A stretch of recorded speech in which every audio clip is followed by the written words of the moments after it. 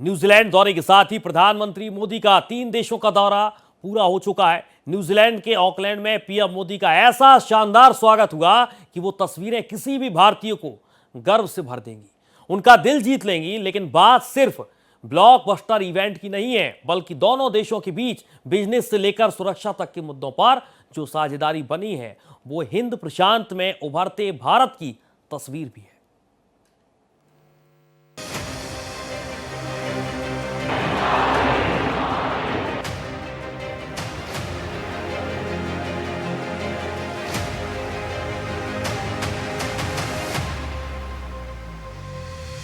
भारत के बढ़ते वैश्विक प्रभाव की गूंज अब प्रशांत महासागर के पार न्यूजीलैंड तक सुनाई दे रही है।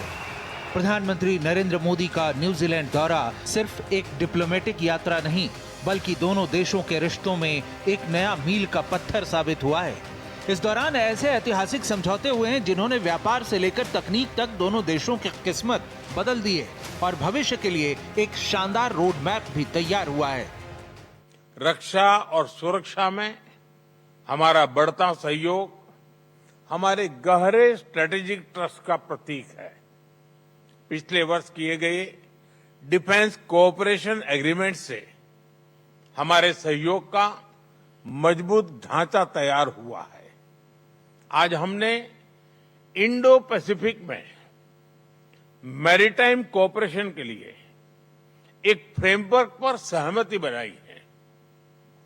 Bilateral naval exercise, logistic support और हाइड्रोग्राफी में सहयोग से हमारा आपसी तालमेल बढ़ेगा। प्रधानमंत्री मोदी और न्यूजीलैंड के पीएम क्रिस्टोफर लक्सन के बीच बायलैटरल मीटिंग और डेलीगेशन लेवल टॉक के बाद दोनों देशों के बीच 18 बड़े फैसले लिए गए, तो वहीं 10 अहम समझौतों पर मोहर लगी है, जिनसे आपसी रिश्तों को एक नई दिशा मिली है।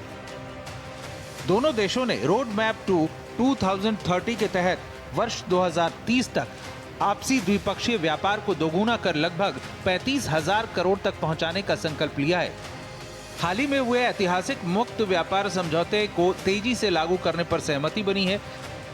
इसके तहत न्यूजीलैंड से भारत होने वाले 57% निर्यात पर पहले ही दिन से कोई टैरिफ नहीं लगेगा, जबकि भारतीय निर्यात को भी वहां 100% ड्यूटी फ्री एक्सेस मिलेगा। न्यूजीलैंड अगले 15 वर्षों में भारत में $20 बिलियन निवेश करेगा। इंडियन नेवी और न्यूजीलैंड डिफेंस फोर्स के बीच व्यापारिक लॉजिस्टिक सपोर्ट पैक्ट हुआ है। इंडो पैसिफिक क्षेत्र में शांति के लिए चीन की बढ़ती गतिविधियों को देखते हुए दोनों देशों के बीच नई मैरीटाइम सिक्योरिटी डायलॉग की स्थापना हुई है। आतंकवाद से निपटने के लिए दोनों देश joint counter terrorism working group बनाएंगे। तकनीक, फिनटेक और कृषि में यूपीआई के विस्तार का रोड मैप तैयार हुआ है।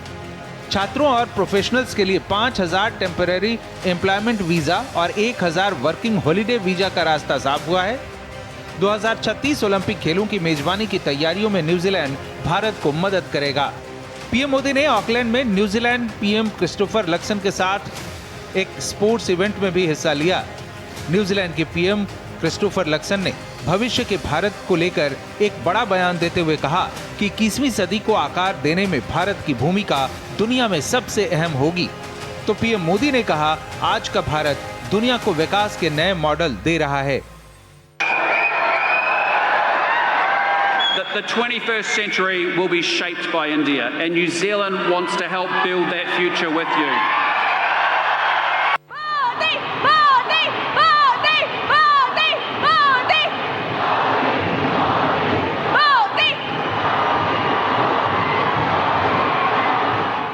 भारत और न्यूजीलैंड की मित्रता को नई गति और नई दिशा मिली है।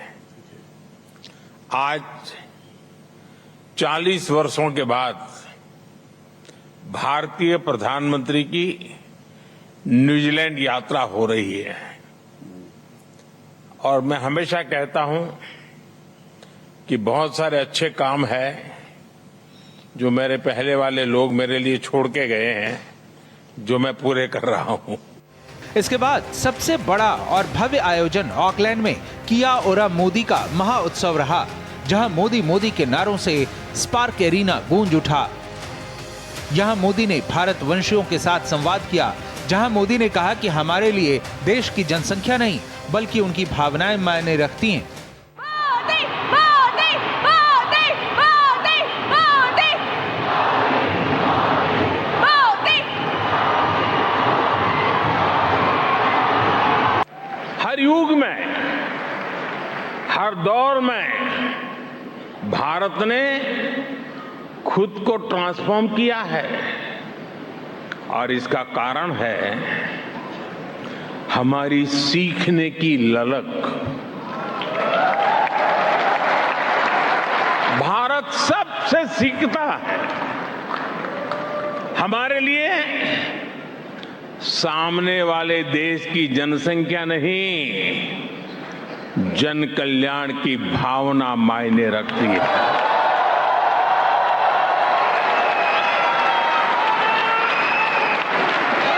और इसलिए हमने न्यूजीलैंड से भी बहुत कुछ सीखा है और अब भी सीख रहे हैं।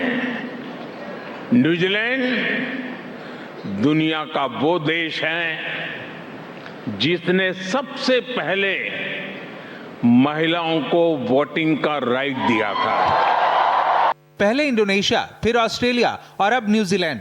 पीएम मोदी के 3 देशों के इस दौरे ने भारत की वैश्विक साख को और मजबूत किया है। Bureau report, Bharat express.